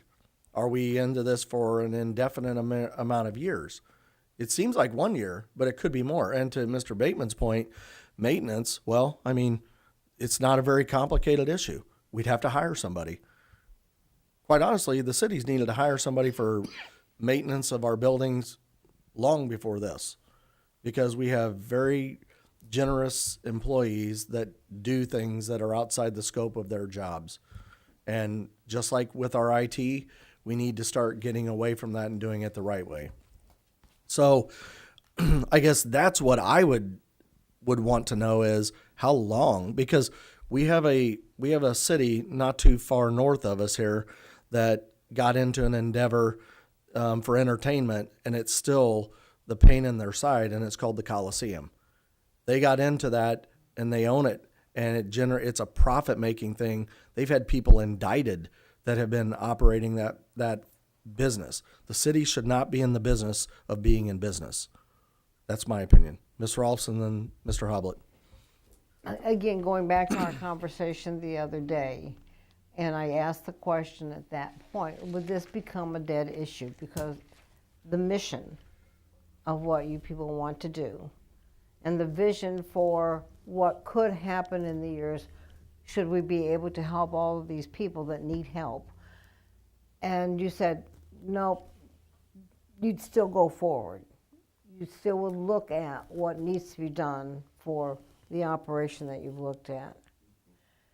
And I think that that's wonderful, and I would love to, if you do that. We can't do it right now, but you still come back and say, you know, this is where we are now. We've got this grant. We've got something that's a little bit more substantial as far as us making a vote on something that there's too many questions to ask about. But that was my understanding, that you would continue your endeavor in this vision for this kind of a project. I think the last 9 months, and I'm kind of the dummy of all this because I don't work in this area, I've learned a lot. A lot of it hasn't been very good about treatment. And it's not just about treatment, it's also about homelessness. It's about trying to resurrect lives, not to resurrect St. Clair's Manor. And I've been very touched by these ladies and gentlemen that come together from all these different organizations with one thing in mind, that they want to try to put together one cohesive framework to take a person, and we'll use addiction coming out of a treatment, to make sure that they don't have to go back into what they came from, that they have the opportunity in a structured environment to get on their feet and move forward. We would do the same thing with veterans. We'd have a 2-year program. The one down in Springfield, which isn't managed very well, but they always keep 15 beds full. We're sitting here with 55,000 veterans within a 100-mile radius of us. We have nothing except one 15-bed facility to take care of them. And that's an absolute crime. You have to go 2.5 hours any direction to take care of it. So we're trying to do things above and beyond what has been done. So I'm going to get off my soapbox about that, but this is drawing together a number of things, and to Rick's comment about making a profit, I have to look at how much the city is putting into treating these individuals. Whereas this just on the dime of all the nonprofits to take care of it. So we're trying to make a difference here. We're not really wanting to be in business with the city. I guarantee you that. but we need somebody to step forward so we can start bringing these organizations along. Mr. Hoblet. So the city, I believe, has made inquiries, or they're contemplating making inquiries about various inspection results. And ultimately, I would just counsel the city to do their due diligence and at some point do your own inspections. At least at the very least, send Mr. Woodhall to do an inspection or hire a firm to do as such. You're ultimately, if you're taking responsibility of the building, it's all well and good to take the word of another. But ultimately, it's going to be your responsibility. So, again, do your due diligence. Alderman Parrott. Two things. I think one, thanks for coming back in, because before I was just had in my head that this was just strictly for veterans, this type of treatment, but it sounds like it's much more than just for veterans. It's for mentally disabled individuals, or I say mentally, that are having, issues, maybe with suicide and stuff like that. My other question would be, and maybe Wes could help on this somewhat, is let's say we didn't take ownership of the building. The college maintains the building. They put it up for sale. They can't sell it. The college runs out of money. Then what happens to the building if it becomes dilapidated? And then do we come in as a city having to do what we do with other buildings and take it down for the safety of the city? After 3 years. Correct. Yep. So something to think about there as well, because I don't know. It doesn't sound like Lincoln College has a whole lot more money in their coffers. I don't know if they have farm ground still that they can sell and whatever. But that's something else. It's just it won't sell. I think, Kevin, you mentioned, if St. Clair could have sold it, they would have. So something to think about too, I think, for this council. Alderman Downs. Hey, so to kind of touch on what you had mentioned, Tracy, he mentioned that he was unsure of whether the city should get into this thing indefinitely, and is there an end date? The first time you came and spoke with us, I thought you mentioned that you didn't give us a specific date, but there was a plan, and the city wouldn't own this indefinitely. And maybe I misunderstood, but I thought you said that the coalition was forming a 501c3 that was going to purchase the building, was going to attempt to purchase the building back from the city after, a while after you got on your feet. Is that the plan, or? Okay, so. Has the that makes me coalition feel started to file for a 501c3? And I'm not trying to be disrespectful, but if you guys have been meeting for 9 months, why have we not started that process? Because and not to cut you off, Mr. Shaler, but then the question is simple. We're not even a part of the equation. The college and you are. And really what it amounts to is we are being asked to take temporary ownership, correct? Correct. And I think it's a fair question to ask for how long. How long can we anticipate that we will have to maintain, insure, and write leases, it sounds like, for this business? Yeah, it's a fair question. But we don't know. Oh, do you want an answer? I don't believe that you'll be able to give us one, and that's okay. Yeah. But I think that's some of the concerns going into this is we just don't know. Well, it's a concern for us. I mean, we're not, we like I said, the shortest possible distance would be what I would want to travel in working with the city. But I can't give you a definite answer. So I think, because we've been going at this for a while here, I think that there's some mixed opinions on the council about how to proceed with this. So I think what we need to do is we need to get a couple questions answered. Sam and Wanda probably need to go back to Mr. Doolin or Miss Worth at the college, ask if we can see the Farnsworth inspections on the property, see if the asbestos has been addressed. If it is not, have Mr. Woodhall work with Mr. Woodhall on that to see if he can go in and do an inspection. And if we have to get somebody for $1,500 to go in and do an inspection for us, then we can discuss doing that as well.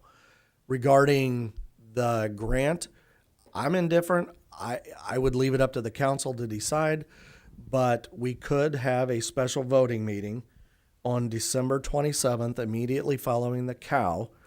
And I know there's some questions about the 48-hour rule. I've consulted with the attorney, and he can chime in if he'd like. But I believe if the council wishes to place this item on the agenda for a special voting meeting on the 27th, that is well within the parameters of the Open Meetings Act. Mr. Hoblet? So our city code does provide on 164B special meetings that the mayor or any 3 aldermen can call a special meeting as necessary. There'll need to be a written statement filed by the mayor or the 3 aldermen indicating the purpose for that meeting, in which case, and a time and a date for that, in which case that needs to be served personally upon each member of the council or left at their residence. So, or a place of business. So it could be here, even at the city hall. I would presume to think that would suffice. But no business can be conducted unless you have 3/4 of the members present. Okay. So spend the time between now and the 27th getting the answers that we need.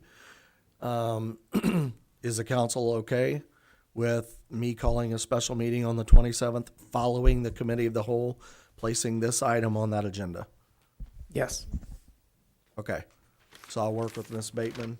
We'll make sure that that gets posted properly. Before we wrap this up, and I'll let you speak to Mr. Bateman, we often make decisions up here and we don't take into consideration the people that have to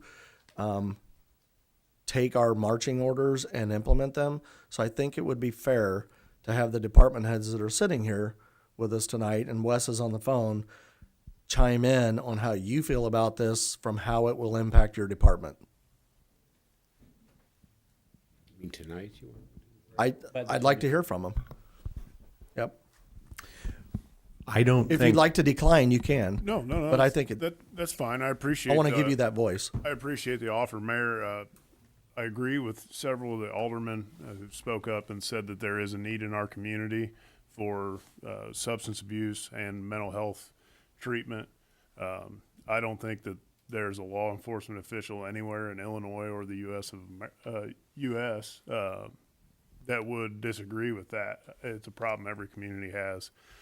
Our overdose rate, I tried to get somebody on duty to check, but it is high for a community of our size. My only concern from a law enforcement perspective is if the city owns this building and it's a residential treatment program. I've worked in places that have those types of buildings before. There's problems there. You're going to have fights. You're going to have problems between residents. That if the tenants who control that building don't have their own security, it's going to fall upon the police department to take care of those issues. So that is a concern from my perspective. Okay, thank you. I went and grabbed the paperwork from the office. We've done 28 transports. I was off by one because they had one yesterday. As far as overdoses go in the community, there is much more than that goes on. Those are just the calls that we've been called to for somebody that's completely unconscious that needs to be saved and taken to the hospital. So 28 total for the year. As far as the effect that it would have on our department, obviously places like the Salvation Army, we've been there 2 or 3 times in the last couple of weeks for medical calls. A facility of that size with 40 beds and employees. Things Joe's talking about, fights, mental health issues, what have you, it's obviously going to impact response from us. So it's going to take that. Sitting here tonight, I sent an email to Alderman Downs about my concerns about maintenance on the building and my opinion on the city conducting business within a business. I'll keep that to myself. I've forwarded it to the other 7 of you sitting here, transparency-wise, so you can see my comments about that to him.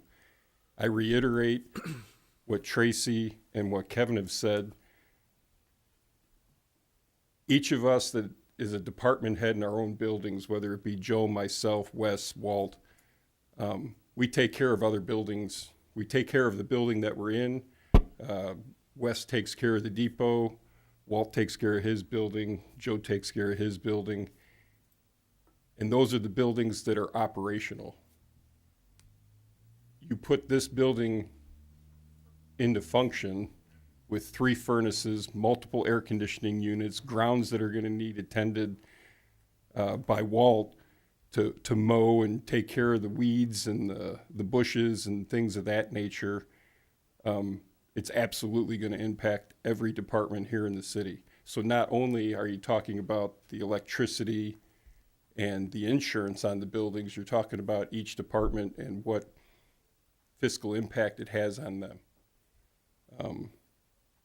The numbers with $2,500 for a building that's sitting dormant right now at 50 degrees, like Rick said, I think your utility costs are going to be in the $7,000 to $8,000 range, and that was a number we talked about when this first came up at a meeting that we had with the college, and that's without insurance. So I think your numbers are low there, especially with the way the Ameren rates are going. So if you got any other questions, my door is open all the time. Good. Thanks, Chief. Mr. Bounds? I don't see it affecting the sewer department in any way, shape, or form. Through this discussion, I believe there's one question that hasn't been asked yet. You're talking about a $250,000 grant and only a 5 to 6% utilization rate of that grant. What other projects or remediations or retrofitting of this building are encompassable within that grant if you're going to try to hit this timeline? We keep talking about asbestos. Lead hasn't been talked about. Those are 2 gigantic potential costs in a building of this age. Are those encompassable within this grant, or are there any other larger ticket items that we could potentially add in to increase that utilization rate? The grant specifies that it has to be of a safety concern for it to be habitable. I think those would qualify based on that definition. Asbestos would be a safety issue. And so lead also. If we get the quote, I can put it in the grant. So I think that helps the situation if we get a quote on what it would cost to remediate that, to put it into your grant request. What's the possibility of getting a quote for those before the 30th? Quite honestly, all you have to determine is whether the tile in the floor contains asbestos, because if you're going to build a wall, you're going to cut that tile, and as Wes said, as soon as you cut that tile, you've made that asbestos airborne, which makes that then you have to remove the asbestos. So that's as simple as it gets right there. Is if we can get, all we have to do is find out if the tile floor where you're going to build this wall contains asbestos, and if that's the case, then asbestos remediation from that building would qualify into that grant, because that would be a safety concern that you would have to remove the asbestos to build the walls that you're requiring for this building to be utilized the way you want it done. Now, whether we can get that done in the next 2 weeks, I don't know, but simplicity-wise, that's about as simple, and Wes can chime in if I'm wrong on how that would work. See if we can make miracles happen, right? I can certainly, I'll reach out first thing in the morning and see if I can get something done that quickly. I don't know if that's a possibility. The reports themselves take sometimes longer than that. And unfortunately, I don't want to be held to the $1,500 mark. That was what was spent on the Kickapoo Street garage. This is a larger facility with a lot more lot more there, a lot more intricacies with regards. I mean, asbestos can be in anything from, like Mr. Bateman stated, floor tiles to pipe wraps, but nowadays you're finding it in grout that you can't see that's underlayment, glues and I mean, there's a mass amount of things that asbestos can be in. So, like I said, I'll do my best. Okay, so we'll shoot for the 27th. If we're not ready, We'll kick it then down the we'll have road. nothing to vote on, and unfortunately, we won't be able to make the grant, but that doesn't mean that we can't still have the discussion about how to make this work. And I appreciate all of you coming in. I know we've talked multiple times about this. It is much needed in Lincoln. The services that are proposed, I don't think anybody in this room feels otherwise. It's just a matter of how to make it work while being financially responsible for the city of Lincoln. I just think that's what it boils down to. I Do you mean, think the you grant face will tougher come around challenges. again? I asked that earlier. What was the question, Ms. Rolfs? Will the grant come around again? We can hope. I don't- we can- There's The first time that they've done it. They happened to get more money from the Fed, so they were trying to distribute it. and there could be other grants that pop up. Yeah. Yep. Okay. So Alderman Downs, you'll I'll reach out to you'll work on that. Yeah. Okay. All right. Do you have anything else you'd like to share with us? Merry Christmas. You as well. Yeah. Entertaining our idea. Thank you for the tough conversation, but very worthwhile. Okay. Have a good evening, Alderman Bateman. Since we're going to have a voting session on the 27th, on the next cow, we will get information. I'll just play it out there.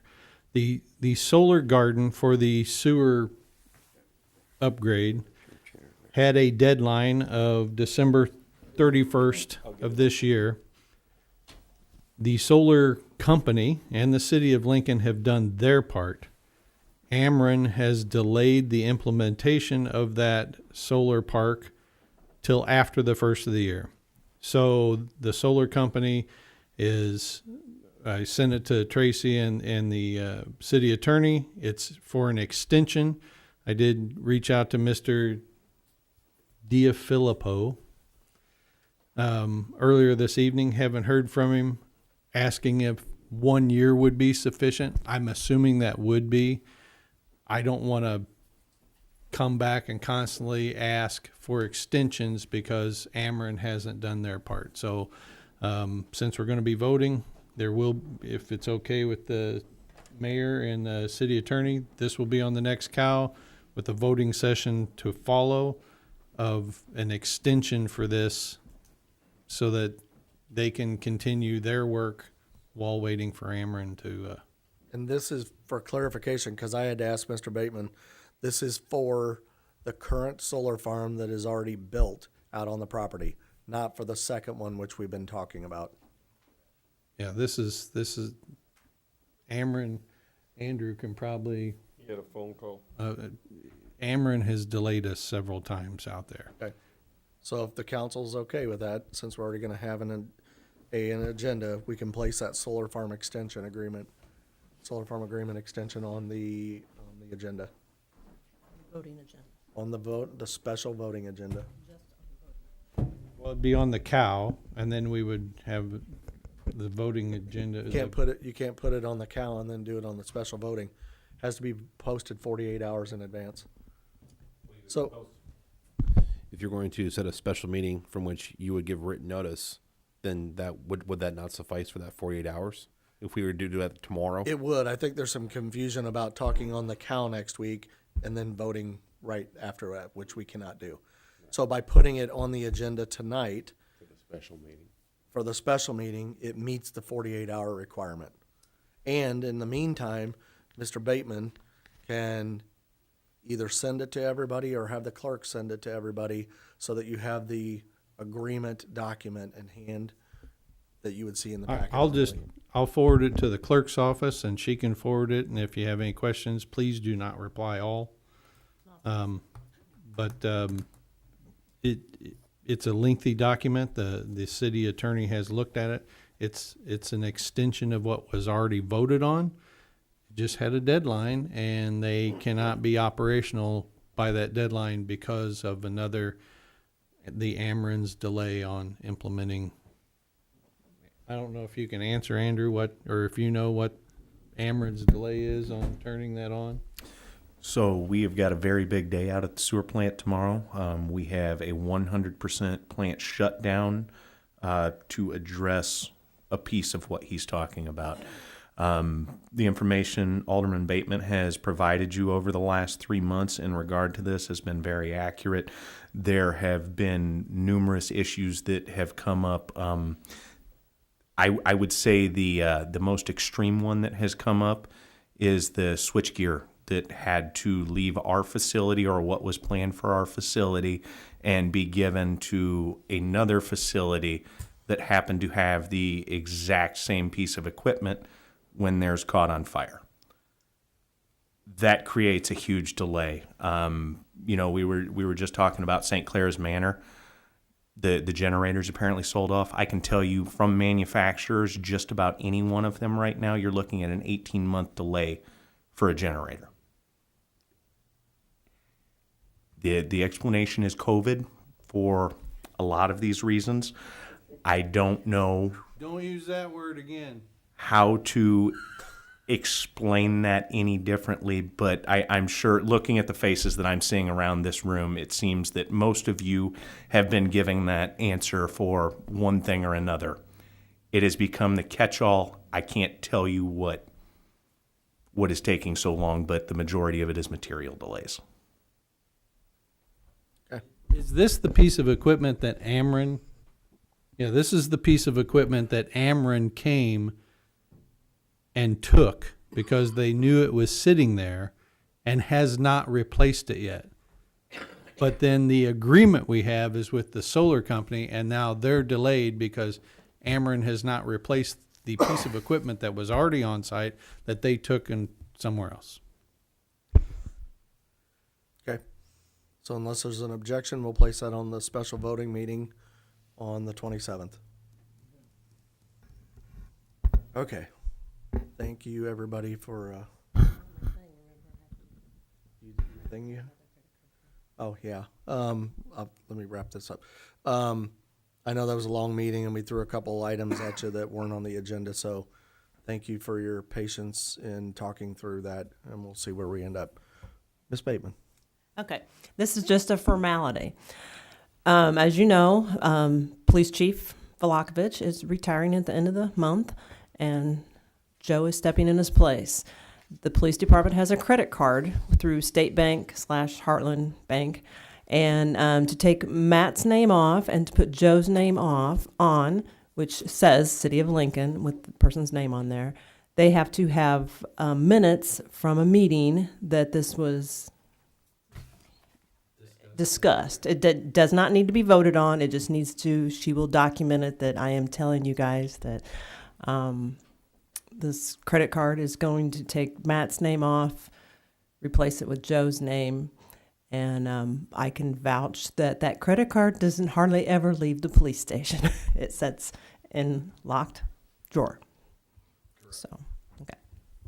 So is that, I'm just all okay with Agreed. that? Yep. Agreed. Understand. Yes. Okay, so once these minutes are typed and you approve those minutes, then I will take those minutes to the bank and then they will do the switch.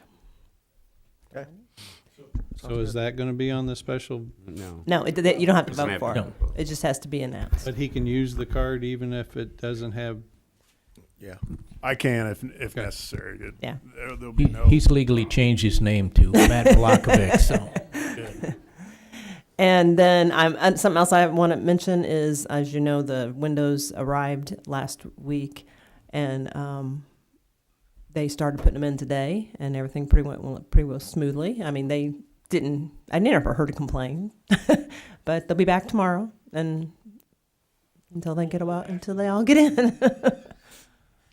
Temporarily, the mayor has moved into Ashley's office till the windows are done. Ashley's moved into his office. I know, that's why he's got her office and it's colder than I'll get out. That's why I'm working from home. Okay, that's it. Okay, that brings us to announcements. Does anybody have an announcement that they'd like to share? Have a Merry Christmas. Yes, everybody have happy holidays, and thank you for all that you do for the city. Motion to adjourn. Second. Alderman Hopeful made the motion, Alderman Zerkammer second. All in favor? Aye. All opposed? This meeting is adjourned at 9:09 p.m. Get your nameplate yet? No. Like group meetings for families of addicts, like not the addicts themselves. Yeah, we don't have a. That'd be good there. It'll take